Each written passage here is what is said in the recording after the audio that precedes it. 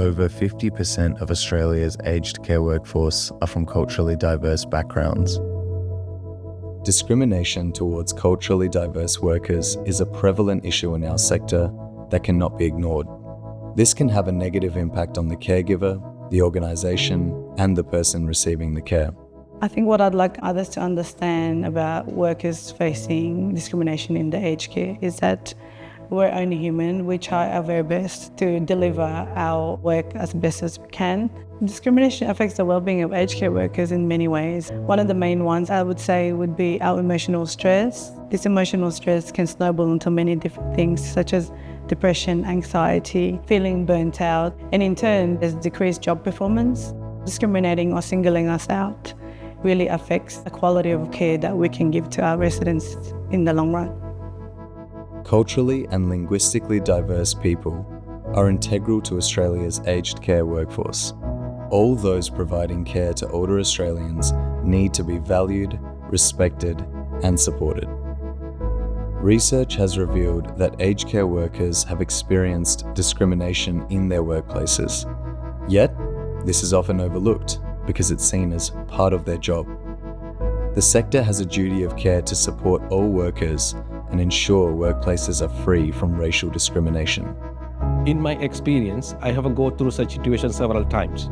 So with that experience, and according to my knowledge, I won't leave the facility, but I will make sure to escalate that problem to the higher level and solve that problem.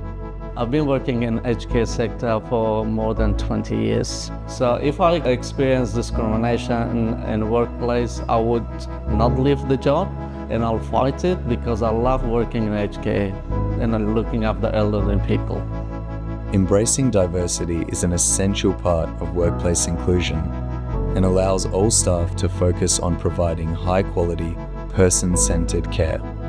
We must look at how we manage, support, and empower our workforce, and especially those who experience discrimination. We have the mandatory online discrimination training, and it's a must for every worker.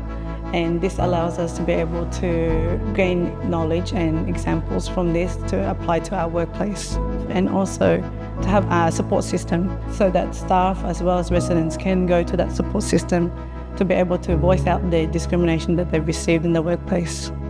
We are all responsible for addressing the discrimination that aged care workers may face while on the job. This includes aged care organisations, older Australians in care, as well as their families or carers. I would urge the families, staff and residents to provide the feedback about their cultural needs in aged care facility. We can do a lot of things to assist our colleagues during difficult time if they're facing discrimination. I would talk to them, support them mentally, and we can direct them to different professionals.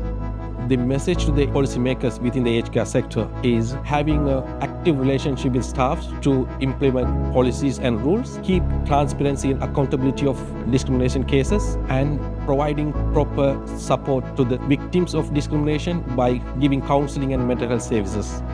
The workplace is something that I've really enjoyed. Discrimination needs to be dealt with instantly. It has to be spoken about. I think we just have to advocate for no discrimination in the workplace. When people work together and value what makes us different, we can bring joy and connection to older Australians. Let's respect, support, and embrace cultural diversity across the aged care workforce. Everyone's contribution, regardless of their cultural identity, is essential to our sector's growth and success.